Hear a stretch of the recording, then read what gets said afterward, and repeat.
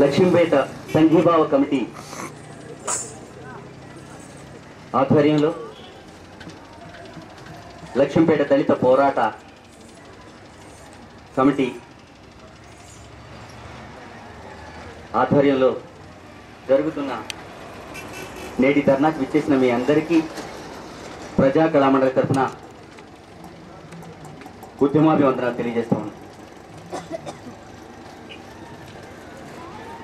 ఉదయం 11 గంటల నుంచి ఇప్పటి వరకు మన మిత్రులు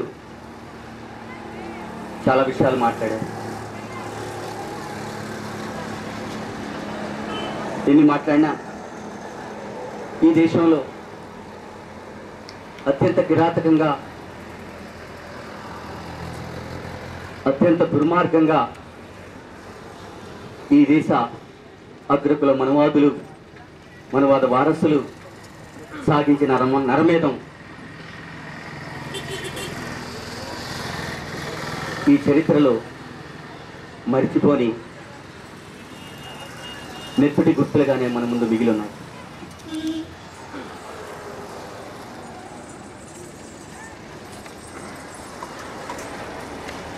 చూడు చూడు నీడలు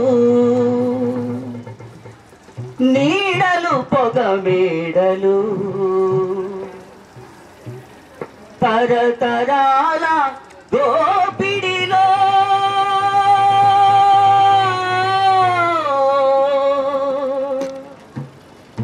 నర నరాల రాపిడిలో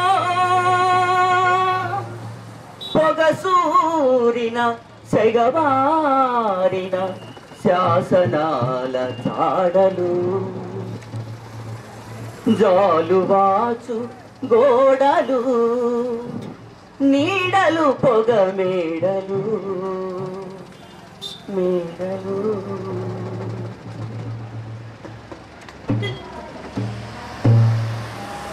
తరతరాలుగా ఈ దేశంలో దళిత పీడిత కులాలపైన,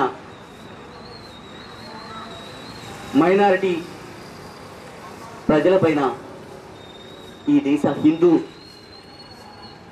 ఉన్మాదులు, మనవాద వారసులు సాగిస్తున్న నరమేధాన్ని ఆపలేని పరిస్థితి ఉన్నది. ఈ పరిస్థితిని మనం అవగాహన చేసుకొని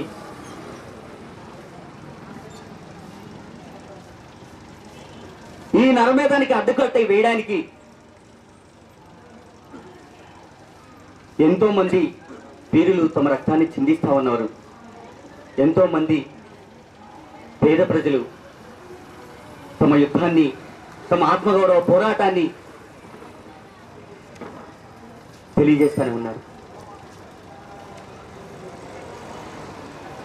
ఎంతో మంది దళిత తల్లులు, మైనారిటీ తల్లులు తమ ఆక్రందనని వినిపిస్తానే ఉన్నారు. అయినా ఆగుతలేదు.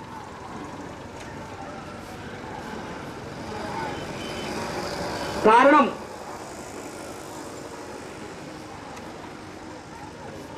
ఈ దేశంలో ఏ సమాజం అయితే ఉనికిలో ఉన్నదో, ఏ సమాజం అయితే ఆధిపత్యం కొనసాగిస్తా ఉందో ఆ ఆధిపత్య భావజాలాన్ని మన పైన కుమ్మరిస్తానే ఉన్నారు. ఈ ఆధిపత్యాన్ని అడ్డుకోకుండా, ఈ ఆధిపత్యాన్ని అధిగమించకుండా, ఈ ఆధిపత్యాన్ని నేలరాల్చి నిజమైన పేద ప్రజల ఆధిపత్యాన్ని చేయకుండా మనం సాధించలేము. ధర్మరాజు ఒకటి అంటాడు తన తమ్ముడు భీముడితోటి, అరే పిచ్చోడా, మనకి యుద్ధం అయితే కౌరవులు 101 మంది, మనం 5గురం. అదే వేరే వాళ్ళపైన యుద్ధం అయితే మనం మొత్తం 106 మందిని. ఇక్కడ చంద్రబాబు కానీ, ఇక్కడ బీజేపీ వాడు కానీ, ఇక్కడ కాంగ్రెస్ వాడు కానీ, ఇక్కడ టిఆర్ఎస్ వాడు కానీ, ఎవడైనా సరే కుల దోపిడీ చేయడం కానీ, వనరులను దోచుకోవడం కానీ, సమస్త పీడిత ప్రజల మీద ఆధిపత్యాన్ని చెలాయించడానికి కానీ అందరూ ఒక్కటి అవుతారు అనే దానికి నిదర్శనం ఈరోజు అనేక సందర్భాలు మన ముందున్నాయి. ఆ సందర్భాలే తల వంచుకొని తరాలు బతకడమా, తల ఎత్తి ఒక్కరోజైనా సరే ఈ అగ్రకుల మనువాద ఆధిపత్యాన్ని ప్రశ్నించి ఒక్కరోజైనా జీవించడమా తేల్చుకోమని మనకు సవాలు ఇస్తున్న సందర్భాలు మన ముందు ప్రత్యక్షంగా కనిపిస్తా ఉన్నాయి. ఎందుకంటే ఈ దేశం మొత్తం ఎటో పోయింది, ఈ దేశం మొత్తం పేద ప్రజలకు వ్యతిరేకమైంది, వీళ్ళకి పాలన చేత కాదు గతంలో అని చెప్పి ఒకవైపున చంద్రబాబు నాయుడు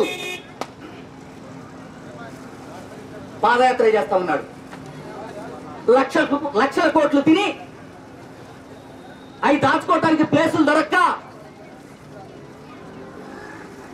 మా మీద కావాలని మా నిందలు మోపి మమ్మల్ని జైలుకు పంపించారని చెప్పి ఆ జైల్లో నుంచి రాజకీయాలు నడుపుతున్న వైఎస్ రాజశేఖర రెడ్డి కుమారుడు కుమార్తెలు పాదయాత్రలు మన ముందు కనిపిస్తా ఉన్నాయి. ఇకపోతే పోలవరం పేరుతోటి, ఆపరేషన్ గ్రీన్ హంట్ పేరుతోటి, విద్యుత్ ప్లాంట్ల పేరుతోటి, సింగరేణి బొగ్గు గనుల పేరుతోటి, ఔటర్ రింగ్ రోడ్ల పేరుతోటి, సెల్సుల పేర్లతోటి సమస్త వనరులను దోచుకొని ఈ తెలంగాణ ప్రాంతాన్నే కాకుండా మొత్తం ఆంధ్ర ప్రాంతంలో సముద్ర తీరంలో ఉన్నటువంటి మత్స్యకారులని, ఆదివాసులని, పేద ప్రజలని సమాధి చేసి ఆ సమాధుల మీద పునాదులు వేసుకుంటున్న కాంగ్రెస్ గవర్నమెంట్ మన ముందు కనిపిస్తా ఉన్నది. అది రోజుకు ఒక యాత్ర, ఆదివాసులతో ఒక రాత్రి, అమ్మ పథకం, అయ్య పథకం, ఆరోగ్య పథకం, కిరణ్ కుమార్ కిరణాలు పేర్లతోటి మన ముందు చేస్తా ఉన్నారు. ఇంతేమైనా ఏదేమైనా 10 నెలల నుంచి అయ్యా మా బిడ్డల్ని చంపేసిండ్రు, అక్కడున్న బొత్స సత్యనారాయణకి సంబంధించిన కాపుక్కుల దురంకారులు వర్షంతోటి కత్తులతోటి మా కుత్తికలు కోసి మా గుండెల్లో మా కడుపులో వర్షంతోటి పొడిసి ఆవు శ్రీనివాస్ గారి పెళ్ళం ఆవు కళ్యాణి మా గుండె మీద కూర్చొని మా కనుగుడ్లలో పరిస్థితితోటి పొడిసి అత్యంత దారుణంగా చంపారయ్యా, మాకు న్యాయం చేయండి అని 10 నెలల నుంచి ఈ దేశంలో అంతరాన్ని బతుకుతున్న అంతరాన్ని ప్రజలు ఆక్రోశిస్తా ఉన్నారు. లక్ష్యంపేట దళితులు ఆవేదన చెందుతా ఉన్నారు, విన్నవించుకుంటా ఉన్నారు. మేము ఏమి అడగలేదయ్యా, బొత్స సత్యనారాయణ బంధువుల్ని, బొత్స వాసుదేవ నాయుడు బంధువుల్ని, ఆవు శ్రీనివాసరావు బంధువుల్ని, ఆవు శ్రీనివాసరావుల్ని మేమేం అడగలేదు, వాళ్ళ భూములను అడగలేదు, వాళ్ళ ఆస్తులు అడగలేదు, వాళ్ళ ఏ సంపదల్ని మేము కోరుకోలేదు. గవర్నమెంట్ భూమి అంటే గరీబుల భూమి, ఆ గవర్నమెంట్ భూమిని మాకు హక్కు ఉందని మీ చట్టం చెప్తా ఉంటే మీ చట్టాన్ని అనుసరించి ఆ హక్కున్న భూమిలో అడుగు పెట్టాం, అంతే తప్ప మేమేమీ నేరం చేయలేదు, మేమెవరి ఆస్తులు దోసుకోలేదు, ఎవరికి అన్యాయం చేయలేదు. ఆ హక్కున్న భూమిలో అడుగు పెట్టినందుకే 5గురు మట్టి మనుషుల ప్రాణాలు మట్టిలో కలిపేశారు, మా పల్లెని నెత్తుటేరుల్లో ముంచారు అనని ఓ కిరణ్ కుమార్ రెడ్డి, ఓ దామోదర రాజనరసింహయ్య, ఓ కోండ్రు మురళ, ఓ చంద్రబాబు, ఓ బీజేపీ నాయకులారా, మీరంతా పేదోళ్ళ కోసం మాట్లాడేవాళ్ళు కదా, మాకు ఒక్క చిన్న న్యాయం చేయండి. మా చచ్చిన వాళ్ళ గురించి ఆలోచించండి. ఏ భూమి కోసం అయితే వాళ్ళు చచ్చారో, ఏ భూమి కోసం అయితే వాళ్ళ నెత్తురు చిందించారో, ఆ నెత్తురు చిందించిన నేలని మాకు ఇవ్వండి. ఇది మా హక్కు, మా హక్కుని మాకు ఇవ్వండి అని 10 నెలల నుంచి ఘోషిస్తా ఉన్నా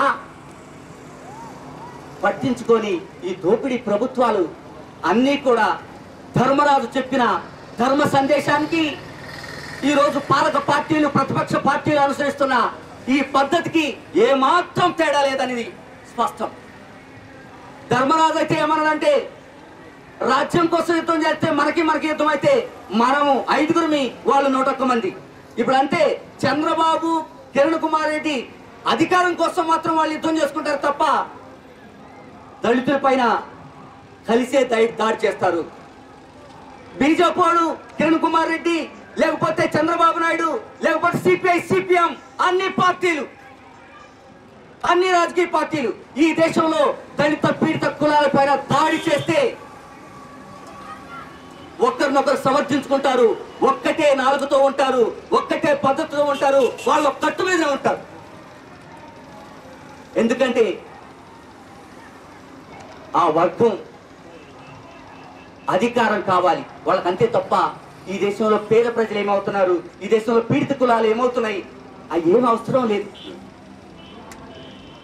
ఎంతమంది చచ్చినా సరే ఆ చచ్చిన శవాల మీద ఓట్లు ఏరుకునే నాయకులు అందరూ కూడా ఒక్కటే, ఒక తానులో ముక్కలే అనేది మనకు స్పష్టం అవుతా ఉన్నది.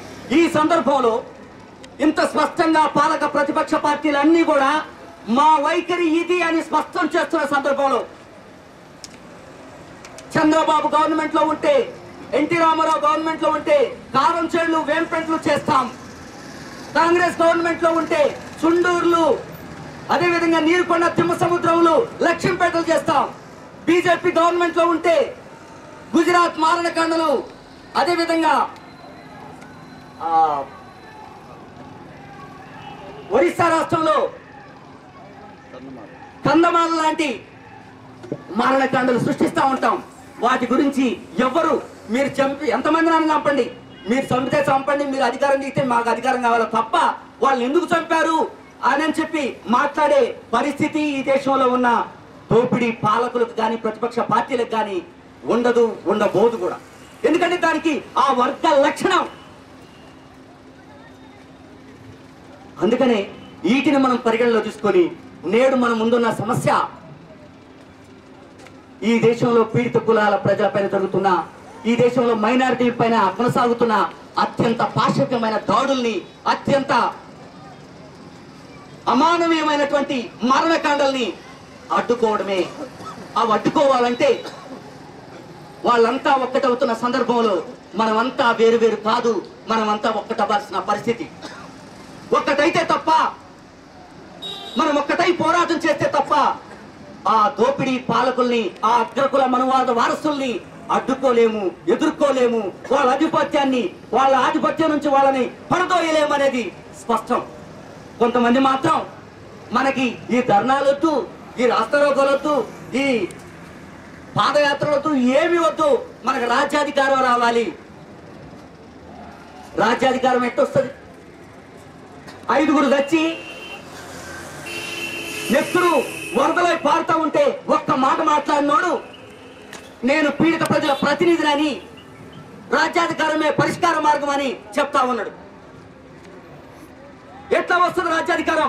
నువ్వు పేద ప్రజల పక్షాన మాట్లాడకుండా, పేద ప్రజల పక్షాన పోరాటం చేయకుండా, పేద ప్రజల వైపున నిలబడకుండా నీకు ఎట్లా అధికారం వస్తుంది? ఇవన్నీ కూడా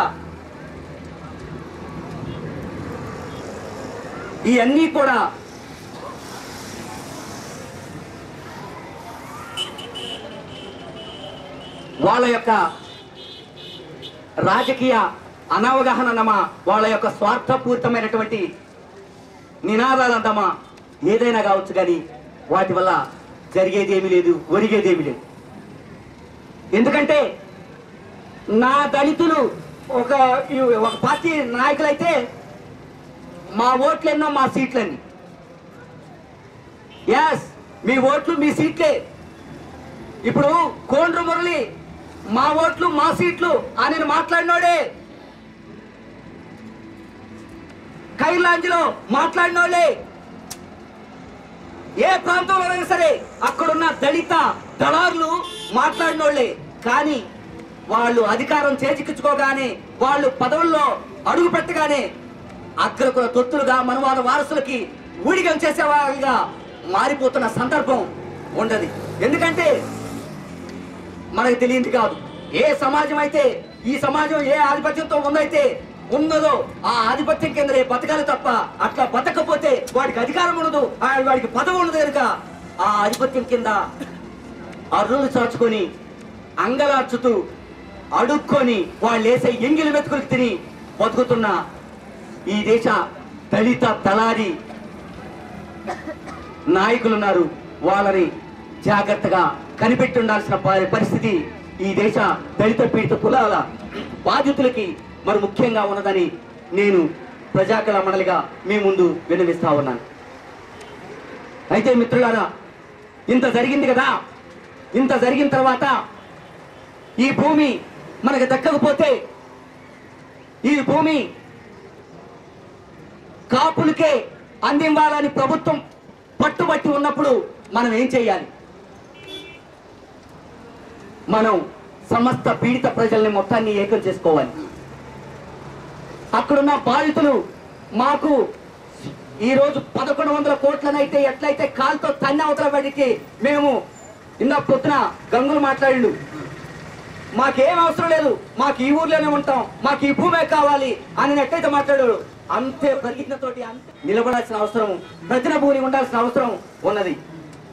ఆ బాధితుల పక్షాన మొత్తం ప్రజా సంఘాలు, ఈ దేశంలో పేరుకు చెప్పుకొని ఉంటున్న ప్రజా సంఘాలు కాకుండా ప్రజల పక్షాన్ని నిలబడే ప్రజా సంఘాలు మొత్తం కూడా ఏకతాటిపై నిలబడి పోరాటం చేస్తేనే తప్ప ఈ దేశంలో దళిత పీడిత కులాలకి హక్కులు దక్కవు, ఈ దేశంలో మైనారిటీ ప్రజలకి హక్కులు దక్కవని స్పష్టంగా తెలుస్తా ఉన్నది.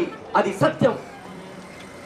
అందుకనే ప్రియమైన మిత్రులారా, లక్ష్మీపేట నెత్తురు చిందించిన నేల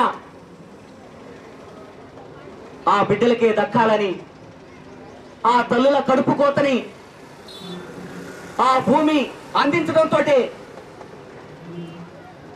ఆగుతుందని తెలియజేస్తూ, ఆ భూమి కోసం జరిగే పోరాటంలో మనం చేసే ఈ 4 రోజుల ధర్నా తర్వాత ప్రభుత్వం గనక ఆ భూమిని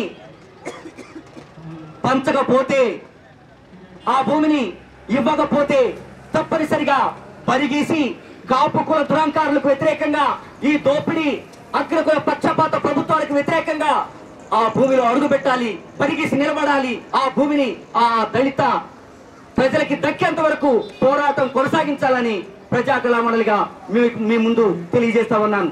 ఆ పోరాటంలో ప్రజాకళా మండలి తన వంతు బాధ్యతగా నిలబడి చేస్తుందని మీ ముందు తెలియజేస్తా ఉన్నాం. అదే సిక్కోలు కొండల్లో సింహనాదమై, సిక్కోలు కొండల్లో సింహనాదమై, దిక్కుమొక్కు లేనోళ్ళు దళితులొక్కటై, సిక్కోలు కొండల్లో సింహనాదమై, దిక్కుమొక్కు లేనోళ్ళు దళితులొక్కటై, భూమి మాదంటున్నారు దళితులు పరిగెసి నిల్చున్నారు,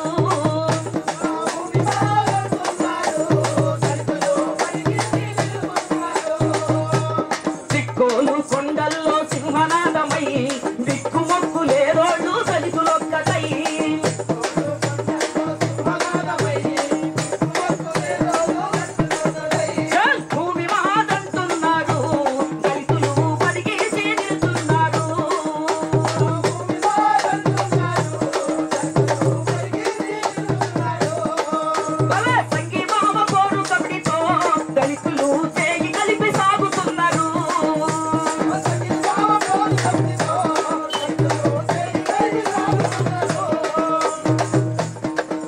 ఈ సంఘీభావ పోరాట కమిటీ మేము కూడా భాగస్వామ్య సంఘంగా ఆ దళితుల పక్షాన లక్ష్మీపేట దళిత పోరాటానికి ఆ భూములు సాధించుకునేంత వరకు, ఆ పీడిత ప్రజలకు భూములు దక్కేంత వరకు ఆ పోరాటంలో ఉండాలని సంఘీభావ కమిటీ ఆ వైపుగా ప్రయాణం చేస్తుందని, ఆ ప్రయాణంలో మా ప్రజాకళా మండలి తన పాటని మాటని ఆటని జతకట్టి నడిపిస్తామని మీ అందరి ముందు తెలియజేస్తూ, నాకు ఈ అవకాశం ఇచ్చిన మిత్రులకు ఉత్తమాభివందనాలు తెలియజేస్తూ ముగిస్తున్నా. లాల్ సలాం.